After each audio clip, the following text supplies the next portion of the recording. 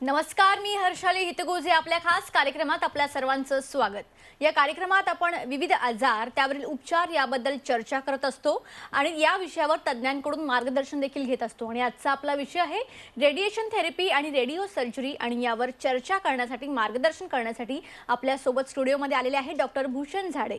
Doctor, स्वागत आहे तुमचं। नमस्कार, धन्यवाद। सायबर नाइफ रेडिओ सर्जरी आणि radiation oncology ruby hall clinic Pune या डिपार्टमेंटचे हे चीफ कन्सल्टंट अँड डायरेक्टर आहेत। रेडिओ सर्जरी म्हणजे नेमकं काय, रेडिओ सर्जरी कोणत्या मशीनद्वारे करण्यात येते, थोडक्यात काय तर रेडिएशन थेरपी आणि रेडिओ सर्जरी याविषयी सविस्तर मार्गदर्शन आजच्या कार्यक्रमात आपण घेणार आहोत। चला तर विषयाला सुरुवात करूया। तर सर, अर्थात पहिला प्रश्न, रेडिओ सर्जरी म्हणजे नेमकं काय आणि ही खरंच सर्जरी असते का? बरोबर, तर आपण या विषयावर बोलू। सर्वप्रथम येथे बोलल्याबद्दल तुमचे आभार। आणि रेडिएशन थेरपी आणि रेडिओ सर्जरी, रेडिएशन थेरपी म्हणजे उच्च किरणांद्वारे किंवा आयनायझिंग रेडिएशनद्वारे आपण कॅन्सर ट्रीटमेंट करतो, त्याला आपण रेडिएशन थेरपी म्हणतो। आणि त्यातली एक पद्धत ज्याला आपण आज बोलणार आहोत रेडिओ सर्जरी, ही सर्जरी नाही। या शब्दामध्ये सर्जरी हा उल्लेख आहे, पण सर्जरी म्हणजे काय? एका पेशंटला आपण भूल देणे, एक सर्जन त्याला नाईफद्वारे कट करून एखाद्या ट्यूमरचा भाग बाहेर काढणे, शिवणे, हा जो एक जनमानसामध्ये एक संकल्पना आहे सर्जरीची, रेडिओ सर्जरी ही ती सर्जरी नाही। रेडिओ सर्जरीमध्ये एक खूप हाय डोज, इंटेन्स डोज रेडिएशनचा खूप फोकस्ड पद्धतीने एखाद्या पर्टिक्युलर छोट्या भागाला, ट्यूमरच्या भागाला देणे, त्यासाठी काही बऱ्याच सिस्टम डेव्हलप झालेल्या आहे। या पद्धतीला आपण रेडिओ सर्जरी म्हणतो, कारण की ही सिंगल सिटिंग किंवा 2 or 3 सिटिंग्सची ट्रीटमेंट असतं। ही काइंड ऑफ अ सर्जरीला रिप्लेस करतं, म्हणून याला एक सर्जरी नाव आलं। त्याची एक हिस्ट्री आहे बेसिकली। एक 50च्या दशकामध्ये जेव्हा एक स्वीडिश न्यूरोसर्जन होते, लार्स लेक्सेल त्यांचं नाव होतं, आणि त्यांनी ब्रेन ट्यूमर, कठीण जागी बसलेले ब्रेन ट्यूमर जे सर्जरीला काही कारणास्तव पॉसिबल नसतात, अशा ब्रेन ट्यूमरसाठी रेडिएशन वापरून ती ट्रीटमेंटची सुरुवात केली। म्हणून त्याचं नाव सर्जरीला अल्टरनेटिव्ह म्हणून रेडिओ सर्जरी असं त्यावेळेस गृहीत धरण्यात आलं। आणि मग त्याची डेव्हलपमेंट जशी होत गेली त्याचे बरेच नावं येत गेले। सो बेसिकली सांगायचं आहे की ही सर्जरी कन्व्हेन्शनल सर्जरी नाही, ही रेडिएशनद्वारे केली जाणारी ट्रीटमेंट आहे।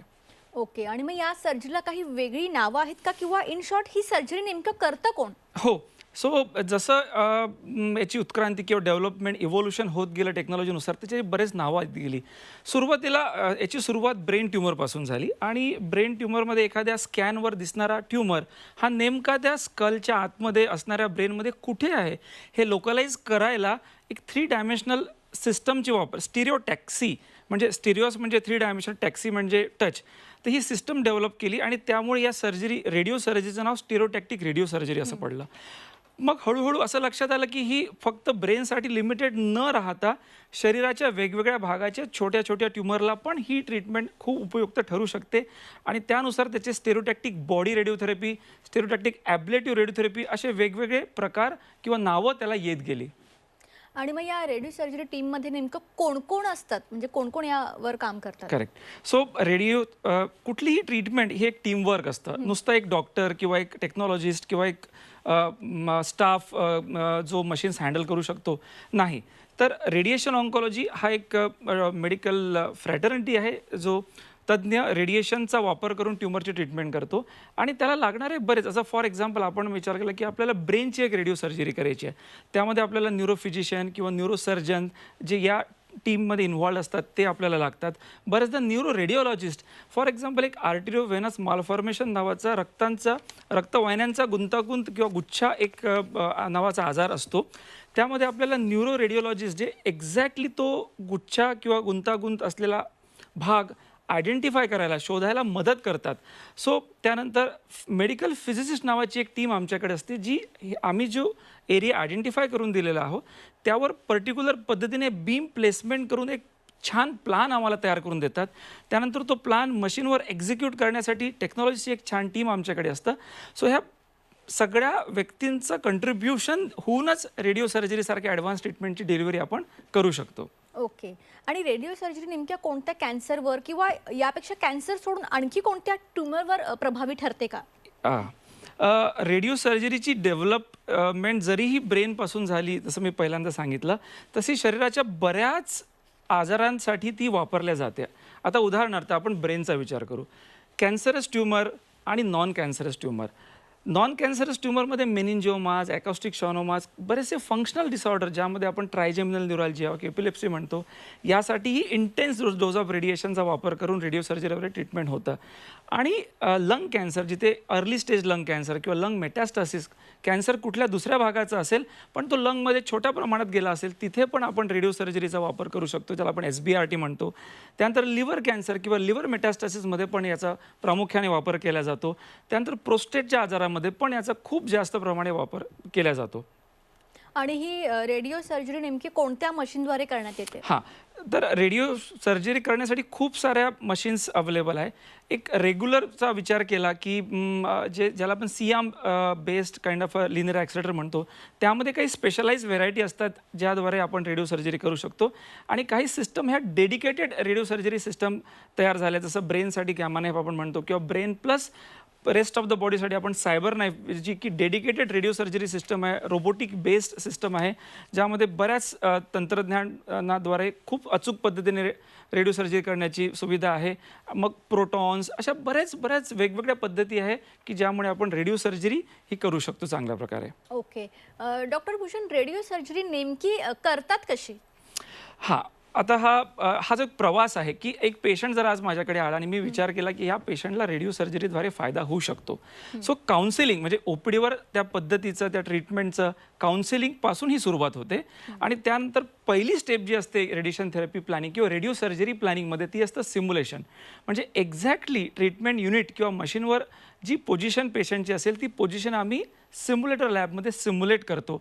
मग त्यामध्ये पेशंटचं इमोबिलायझेशन, म्हणजे पेशंट ट्रीटमेंट चालू असताना हालायला नको. त्यानंतर पेशंटच्या इनव्हॉलंटरी मुवमेंट्स थोड्या डॅम करता येईल का, त्यानुसार काही इक्विपमेंट्स बनवले जातात. त्यानंतर एक अलाइनमेंट करून एक डेटा एक्विजिशन CT स्कॅन केला जातो. तो CT स्कॅन थिन स्लाइस असतो, जेणेकरून तो ट्यूमर किंवा तो भाग स्पष्टपणे दिसू शकेल. मग तो CT स्कॅन बरेचसे आमच्याकडे सपोर्टिंग इमेजिंग असतात, for example MRI, pet scan, त्यासोबत फ्यूज करून आम्ही ॲक्युरेट त्याचं लोकलायझेशन त्या ट्यूमरचं करून ते सगळं इन्फॉर्मेशन फिजिक्सला टीमला देतो. आणि ती फिजिक्स टीम त्यावर प्लॅन करून, क्वालिटी अश्युरन्स करून आम्हाला तो प्लॅन रेडी करून देतो आहे. आणि मग त्या ट्रीटमेंटची ॲक्च्युली सुरुवात होते. ओके. डॉक्टर भूषण, प्रत्येक गोष्टीचे जसे पॉझिटिव्ह पॉईंट असतात तसे नेगेटिव्ह पण असतात, तर रेडिओ सर्जरीचे काही साईड इफेक्ट्स आहेत का? अगदीच, कुठलीही ट्रीटमेंट हे विदाऊट साईड इफेक्ट्स नसतं. आता आपण जेव्हा रेडिओ सर्जरीचा विचार करतोय, खूप हाय डोज आपण देतो, पण ॲट द सेम टाईम आपल्याला हे माहीत आहे की आपण खूप फोकस्ड पद्धतीने तो डोस देतो आहे. पण बरेचदा ट्यूमर हलतात आणि तो हलण्याचं ती ट्रॅजेक्टरी आहे ती पूर्ण कव्हर करण्यासाठी आपल्याला थोडासा एक्स्ट्रा एरिया रेडिएशननी ट्रीट करावा लागतो. अशा वेळेस त्या एरियाला थोडी सूज येऊ शकते किंवा त्या एरियाला थोडी इजा होऊ शकते. आणि तो भाग कशा प्रकारे मॅनेज करायचा, तो एरिया वाईज किंवा कुठला व्हॉल्यूम आपण ट्रीट करतो आहे, ब्रेन ट्रीट करतो त्याची वेगळी पद्धत आहे, लंग ट्रीट करतो आहे, लिव्हर करतो आहे, प्रोस्टेट करतो आहे, त्या हिशोबाने आपण त्याला व्यवस्थित मॅनेज करतो. आणि तो साईड इफेक्ट कमीत कमी व्हावा यासाठी आपल्याला अगदीच ॲडव्हान्स पद्धतीचा वापर करून तो साईड इफेक्ट कमी ठेवावा असतो. ओके. आणि मग यासाठी OPD किंवा IPD ॲडमिशनची गरज आहे का? हां, रेडिएशन थेरपी किंवा रेडिओ सर्जरी हा जो विषय आहे, अगदीच सर्जरी हा विषय आला की ॲडमिशन हा पहिला प्रश्न डोक्यात येतो. पण रेडिओ सर्जरीमध्ये ॲडमिशन नसतं. रेडिओ सर्जरी ही ॲब्सोल्युटली OPD ट्रीटमेंट आहे. सिंगल फ्रॅक्शन असेल किंवा 3 किंवा 5 फ्रॅक्शनचं ट्रीटमेंट असेल, पेशंट येतो, मशीनवर झोपतो, एका पर्टिक्युलर पोझिशनमध्ये इमोबिलाइज होऊन ट्रीटमेंट घेतो आणि घरी जातो. हीच ॲब्सोल्युटली OPD प्रोसिजर आहे, याला ॲडमिशनची गरज नाही. ओके. आणि मग रेडिओ सर्जरीनंतर नेमकं रिकव्हरी टाईम याचा किती आहे? हां, जसं मी म्हटलं, ही रेडिओ सर्जरी ही OPD प्रोसिजर आहे. इथेच कळतं की याला रिकव्हरी टाईमची गरज नाही. म्हणजे ही प्रोसिजर केल्यानंतर आपल्याला ऑब्झर्वेशनमध्ये ठेवावं लागतं किंवा काही मेडिकेशन नंतर पेशंटला परत बघावं लागतं. ऑफकोर्स फॉलोअप असतो, पण रिकव्हरी टाईम इतक्या वेळेमध्ये पेशंट दुसरं काही करू शकत नाही असं जनरली रेडिओ सर्जरीमध्ये नसतं. काही पर्टिक्युलर केसला राहू शकतं, केस टू केस बेसिस थोडंसं व्हेरी होऊ शकतं, पण जनरली असं राहत नाही. ओके. आणि मग सायबर नाईफ रेडिओ सर्जरीमध्ये नेमकं वेगळं काय आहे? आणि सगळ्यात महत्त्वाचं म्हणजे मेंदूंच्या गाठीवर हे अचूकपणे उपचार करतं का? हो, सायबर नाईफ हा जो विषय आहे, सायबर नाईफ ही सिस्टम जी डेव्हलप झाली ती dedicated radio surgery, robotic radio surgery system म्हणून डेव्हलप झालेली आहे. यामध्ये काय होतं की लिनियर ॲक्सिलरेटर जो कोअर पार्ट आहे रेडिएशन थेरपी मशीनचा, तो एका रोबोटिक आर्मवर माउंट केलेला आहे. एक्सबँड लिनियर ॲक्सिलरेटर आम्ही त्याला म्हणतो. आणि तो कुका या कंपनीच्या रोबोटवर फिक्स केलेला आहे. आणि रोबो असल्यामुळे त्याची डिग्री ऑफ फ्रीडम खूप जास्त आहे. प्लस सब मिलीमीटर ॲक्युरसीनी पिनपॉइंटेड रेडिएशन तो त्या पर्टिक्युलर भागाला देऊ शकतो. आणि सायबर नाईफचं वैशिष्ट्य काय आहे की ट्रीटमेंट सुरू असताना जो काही अनवधानाने हालचाल, जसे हालचाल होऊ नये म्हणून काही प्रिकॉशन्स आम्ही ऑलरेडी घेतले असतात. फॉर एक्झाम्पल जसं ब्रेनला रेडिएशन द्यायचं आहे तर ब्रेन किंवा स्कलची मूवमेंट होऊ नये म्हणून आम्ही एक थर्मोप्लास्टिक मोल्ड बनवलेला असतो जो पेशंटला कस्टमाइज फिक्स केलेला असतो. तरीसुद्धा काही मिलीमीटरची हालचाल त्या थर्मोप्लास्ट मोडच्या आतमध्ये होऊ शकते. ती हालचाल रिअल टाईममध्ये बघून आर्टिफिशियल इंटेलिजन्सच्या मदतीने तो रोबो आपली पोझिशनला ॲडॅप्ट करून ट्रीटमेंट देतो. त्यामुळे त्या रेडिएशनच्या आजूबाजूच्या व्हॉल्यूमला डोस जाण्याची शक्यता फार कमी होऊन जाते. आणि जसं आपण म्हटलं साईड इफेक्टचं पॉसिबिलिटी इथे कमी होते या अचूक तंत्रज्ञानाद्वारे. ओके. आणि मग शरीरामध्ये सतत हलणाऱ्या गाठींसाठी कशा प्रकारे ही सर्जरी कामी येते? अगदी सुंदर प्रश्न. सो आपण जसं आत्ता बोललो, ब्रेन हे स्कलच्या आतमध्ये फिक्स आहे आणि स्कल हे बोनी स्ट्रक्चर आहे. एकदा तुम्ही फिक्स केलं त्याची मूवमेंट होण्याचे चान्सेस फार कमी असतात. पण काही शरीरामध्ये भाग असे आहे की जे कंटिन्युअस सतत हलत असतात. उदाहरणार्थ लंग. आता जरी आपण शरीराला फिक्स केलं तरी ब्रिदिंग मूवमेंट शरीराच्या फुफ्फुसाच्या सुरू आहे आणि ब्रिदिंग मूवमेंटसोबत ट्यूमर जो तिथे आहे तो सतत हलतो आहे. आणि ही हालचाल ही इतकी सोपी नाही आहे. फॉर एक्झाम्पल आता छाती श्वास आतमध्ये गेल्यावर वर जाते म्हणून ट्यूमर पण वर येईल आणि छाती आतमध्ये गेली तर ट्यूमर पण खाली जाईल. इतकं सिम्पल लॉजिक किंवा इक्वेशन यामध्ये नसतं. बरेचदा हे लिनियर नसतं. श्वासोश्वासाच्या पद्धतीनुसार फार वेगळ्या प्रकारे ट्यूमर मूव्ह होऊ शकतो. तो इथे tumour tracking, real time tumour ट्रॅकिंगचा कॉन्सेप्ट फार महत्त्वाचा आहे. उदाहरणार्थ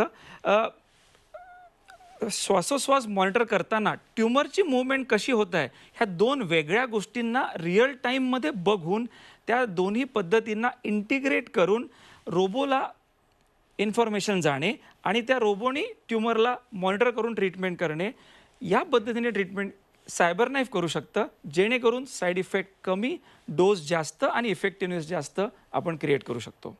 ओके. सर, सध्या प्रोस्टेट ग्रंथीचा कॅन्सर हा वाढत चाललेला आपल्याला पाहायला मिळतोय. तर सायबर नाईफ रेडिओ सर्जरीद्वारे या ट्रीटमेंटमध्ये काही प्रभावी डेव्हलपमेंट आलेली आहे का? हो. प्रोस्टेट कॅन्सर जर आपण बघितला वेस्टमध्ये तर नंबर 1 कॅन्सर म्हटला जातो. इंडियामध्ये याचं इन्सिडन्स पर्सेंटेज कमी आहे. पण जसं आपण बघतो आहे स्टॅटिस्टिक्स ते वाढत चाललेलं आहे आणि येत्या 10 वर्षामध्ये आपण वेस्टला कदाचित कम्पेरेबल होऊन जाऊ. आणि प्रोस्टेट कॅन्सर हा स्लो ग्रोईंग कॅन्सर आहे. हा हळूहळू वाढतो आणि बरेचदा तो स्क्रीनिंग प्रोग्रामद्वारे किंवा काही अल्पशा त्रासाद्वारे लगेच निदर्शनात येतो आणि याला लो रिस्क, इंटरमिजिएट रिस्क आणि हाय रिस्क अशा भागामध्ये आपण कॅटेगराईज करतो.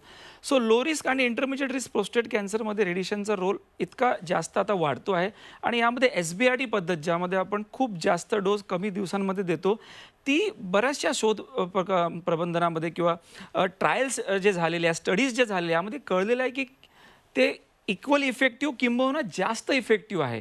आणि अशा पद्धतीने रेडिएशन देऊन आपण साईड इफेक्ट कमी करू शकतो, पेशंटचा ट्रीटमेंट टाईम कमी करू शकतो आणि इफेक्टिव्हनेस जास्त असल्यामुळे ओव्हरऑल आउटकम आपण इम्प्रूव्ह करू शकतो. म्हणजे ही ट्रीटमेंट जी कन्व्हेन्शनली 2 महिने चालायची ती मॉडरेट हायपोफ्रॅक्शनेशन नावाच्या पद्धतीने 1 महिन्यावर आली. ती आता SBRT पद्धतीने आपण फक्त 5 सेशन्समध्ये कंप्लीट करू शकतो विदाऊट कुठेही काहीही कमी न करता. म्हणजे ऑन्कोलॉजिक आउटकम कमी न करता, साईड इफेक्ट न वाढवता ट्रीटमेंट छान पद्धतीने होऊ शकते. नक्कीच. तर रेडिएशन थेरपी आणि रेडिओ सर्जरी या विषयावर आमची ही चर्चा अशीच चालू राहील. इथे एक छोटासा ब्रेक आपण घेऊया, लगेच परत येऊया. ब्रेकनंतर आपल्या सर्वांचं पुन्हा एकदा स्वागत. आपल्यासोबत आहेत डॉक्टर भूषण झाडे आणि त्यांच्यासोबत आपण रेडिएशन थेरपी आणि रेडिओ सर्जरी या विषयावर चर्चा करत होतो. तर पुन्हा एकदा विषयाकडे वळूयात. तर डॉक्टर, रेडिओ सर्जरीचा थोडक्यात सारांश तुम्ही आमच्या प्रेक्षकांना काय सांगाल? रेडिएशन थेरपी ही जसं कॅन्सर ट्रीटमेंटमध्ये 3 प्रभावी ट्रीटमेंट्स आहेत. एक आहे सर्जरी, ऑन्कोसर्जरी ज्याला आपण म्हणतो, मेडिकल ऑन्कोलॉजी ज्यामध्ये किमोथेरपी, इम्युनोथेरपी याद्वारे आपण ट्रीटमेंट करतो, आणि रेडिएशन ऑन्कोलॉजी ज्यामध्ये आपण रेडिएशनद्वारे कॅन्सरची ट्रीटमेंट करतो. आणि ही दिवसेंदिवस खूप ॲडव्हान्स होत, सोपी आणि कमी साईड इफेक्टचे होत झाले. बऱ्याचदा जेव्हा पेशंटसोबत आम्ही काउन्सिलिंग करतो, पेशंटचे काही अनुभव असतात की अरे माझा एक रिलेटिव्ह 15 वर्ष अगोदर आम्ही ट्रीटमेंट घेतली होती, त्याला हे साईड इफेक्ट झाले होते. पण त्यांना आम्हाला एक थोडा वेळ देऊन समजून सांगावं लागतं की रेडिएशन ट्रीटमेंटमध्ये बऱ्याचशा गोष्टी इतक्या नवीन आलेल्या आहे की ज्यामध्ये रेडिएशन थेरपी खूप फोकस झालेली आहे. आजूबाजूच्या अवयवांना जो पहिलेच्या टेक्नॉलॉजीमुळे डोस जाऊन साईड इफेक्ट व्हायचे ते आता फार पर्सेंटेजनी कमी झालेले आहे आणि जास्त डोस आपण कमी वेळेत दिल्यामुळे ट्रीटमेंटचा कालावधी आता दिवसेंदिवस कमी होत आलेला आहे आणि हे सगळं वेगवेगळ्या ट्रायल्समध्ये सायंटिफिकली प्रूव्ह होऊन आम्ही ते तुम्हाला देऊ शकतो आहे. सो सारांश असा की रेडिएशन थेरपी सेफ आहे, इफेक्टिव्ह आहे आणि लवकर होते. आता आपण रेडिओ सर्जरी या शब्दाकडे जेव्हा वळतो, रेडिओ सर्जरीमध्ये सिंगल फ्रॅक्शन म्हणजे एका सेशनमध्ये किंवा 3 सेशनमध्ये किंवा 5 सेशनमध्ये आपण brain tumour, lung cancer, prostate cancer, liver tumour याची ट्रीटमेंट अतिशय उच्च प्रतीच्या रेडिएशन मशीन्सद्वारे, ज्याला आपण उदाहरणतः सायबर नाईफ किंवा अशा तत्सम बऱ्याचशा मशीन्सद्वारे खूप एक्सपिरियन्सनी, खूप चांगल्या टीमनी डिलिव्हर करू शकतो, ज्यामुळे साईड इफेक्ट हे फारच कमी, म्हणजे एक आम्ही ज्याला पर्सेंटेज म्हणतो की <5 किंवा <10% इतक्या कमी प्रमाणात राहून पेशंटला त्या पद्धतीचा फायदा होऊन ट्रीटमेंट घेऊन त्यांचा जो कॅन्सर ट्रीटमेंटचा जर्नी आहे किंवा इव्हन नॉर्मल ट्युमर्सचा जर्नी पण चांगला कसा म्हणता येईल मला सोपा करता येतो. ओके सर, जाता जाता आमच्या प्रेक्षकांना तुम्ही काय मेसेज द्याल? कॅन्सर होऊ नये म्हणून सतत प्रयत्न करावे. बरेचसे लाईफस्टाईल चेंजेस, मॉडिफिकेशन आणि सगळ्यांना ह्या गोष्टी आज माहीत आहे, असं नवीन काही नाही. पण जरीही या सगळ्या गोष्टी करून आपली काळजी घेऊन कॅन्सर झाला तरी या शब्दाला घाबरू नका. सध्या कॅन्सर या आजारासाठी खूप छान ट्रीटमेंट पद्धती, खूप सोप्या आणि साईड इफेक्ट विरहित ट्रीटमेंट पद्धती अवेलेबल आहेत आणि तुमच्या कॅन्सर तज्ज्ञासोबत बोलून तुम्ही तुमची ट्रीटमेंट ठरवा आणि आम्ही तुमच्यासोबत आहोत, घाबरू नका. धन्यवाद. नक्कीच सर, रेडिओ सर्जरीनंतर रिकव्हरी टाईम किती आहे हे तुम्ही सांगितलं, पण त्यानंतर रुग्णांनी नेमकी कोणती कोणती पथ्य पाळायला हवी किंवा एक्सरसाइज आला, आहार आला, एकंदरीत ह्या गोष्टी कशा फॉलोअप करायला हव्या? हो, रेडिओ सर्जरीच नाही, कुठलीही रेडिएशन थेरपी संबंधितची ट्रीटमेंट आहे, यासाठी पेशंटनी काय काळजी घ्यावी. आता उदाहरणार्थ आपण विचार करू की हेड अँड नेक कॅन्सर हा खूप कॉमन कॅन्सर आहे भारतामध्ये. या कॅन्सरला जेव्हा रेडिएशन थेरपी होऊन पेशंट रिकव्हरीच्या फेजमध्ये असतो तेव्हा पेशंटने आपला आहार न्यूट्रिशियस असावा, तोंडाची स्वच्छता अशी ते चांगली ठेवावी आणि एक्सरसाइज, कारण की हिलिंग प्रोसेस, शरीर ओव्हरऑल चांगलं असेल तर ऑटोमॅटिक त्याची हिलिंग प्रोसेस इम्प्रूव्ह होतं. मग ती रेडिएशन थेरपी असो, किमोथेरपी नंतरची हिलिंग प्रोसेस असो, सर्जरी नंतरची असो की रेडिओ सर्जरी नंतरची असो, ओव्हरऑल एक्सरसाइज, चांगलं डाएट, न्यूट्रिशन आणि मेंटल पीस किंवा आपण ज्याला म्हणतो की मेडिटेशन हे कुठल्याही आजाराला पूरक, म्हणजे बाहेर निघण्यासाठी आपल्याला पूरक नक्कीच ठरेल. नक्कीच. आपण नेहमी कॅन्सर झाल्यानंतरच्या ट्रीटमेंटबाबत बोलतो, पण आत्ताच्या कल्चरमध्ये आपण बाहेरचं जंक फूड खातो, पॅक फूड खातो, याच्यामुळे पण कॅन्सर होण्याचे चान्सेस जास्त असतात का? कारण का बरेच वेळा आपण असं बघतो की एखाद्याला काही व्यसन नसतं तरीसुद्धा त्याला कॅन्सर डिटेक्ट होतो. हो, म्हणजे कॅन्सर हा आपण काय म्हणतो की एखाद्या गोष्टीनेच कॅन्सर होऊ शकतो किंवा ती गोष्ट कराल तर त्या व्यक्तीला कॅन्सर होईल किंवा तो व्यसन त्या व्यक्तीमध्ये नसेल तर त्याला कॅन्सर होणारच नाही असं नसतं. ह्या ज्या वाईट सवयी किंवा व्यसन किंवा आहाराच्या अनियमितता किंवा सेडेंटरी लाईफस्टाईल हे असोसिएटेड फॅक्टर्स आहेत की कॅन्सर होण्याची प्रॉबॅबिलिटी वाढवतात. सो ओव्हरऑल जर तुम्ही या वाईट व्यसनांपासून दूर राहिले, एक चांगली हेल्दी लाईफस्टाईल मेंटेन केली, शिस्तबद्धता ठेवली जीवनामध्ये, तर कॅन्सर होण्याची प्रॉबॅबिलिटी ही कमी राहील आणि नाही ठेवली तर त्याची प्रॉबॅबिलिटी वाढेल. उदाहरणार्थ आता प्रश्न तुमचा नेमका आहे जंक फूड. जंक फूड म्हणजे त्यामध्ये प्रिझर्वेटिव्स आहेत, त्यामध्ये केमिकल आहे, त्याची शेल्फ लाईफ वाढवलेला, त्यावर प्रोसेस केलेला आहे, त्याची न्यूट्रिशनल व्हॅल्यू कमी आणि केमिकल एक्सपोजर जास्त झालेलं आहे. नक्कीच कॅन्सरच नाही तर बऱ्याचशा आजाराला ते कारणीभूत ठरणार आहेत. सो हे आपल्याला माहीत आहे, पण वेळेअभावी, धकाधकीच्या जीवनामध्ये, मॉडर्न लाईफस्टाईल, आपल्याला काही प्रमाणात ती गोष्ट ॲक्सेप्ट करावी लागते, पण ती जितकी कमी ठेवता येईल तितकी कमी ठेवावी. प्रॅक्टिकल राहावं, आपण शून्य नाही करू शकत, पण ॲटलिस्ट कमीत कमी असेल तर शरीराचा chemical exposure, harmful chemical exposure कमी राहील आणि कॅन्सर आणि तत्सम लाईफस्टाईल आजार जे वाढत आहेत, डायबिटीज, ब्लड प्रेशर, कॅन्सर, त्या आजाराचं प्रॉबिलिटी आपण नक्कीच कमी ठेवू शकू. नक्कीच. तुम्ही या ठिकाणी आला, योग्य मार्गदर्शन आमच्या प्रेक्षकांना केलं, त्यासाठी तुमचे मनापासून धन्यवाद. धन्यवाद.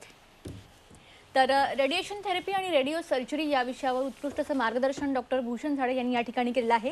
तुम्हाला अधिक याविषयी सविस्तर माहिती हवी असेल तर स्क्रीनवर जे नंबर जात आहेत, इन्स्टा, फेसबुक, सर्व काही डिटेल्स आहेत, त्याद्वारे तुम्ही यांना कॉन्टॅक्ट करू शकता. कार्यक्रमात आता वेळ झाली आहे इथेच थांबण्याची. ताज्या बातम्यांकरिता पाहत रहा C24 तास.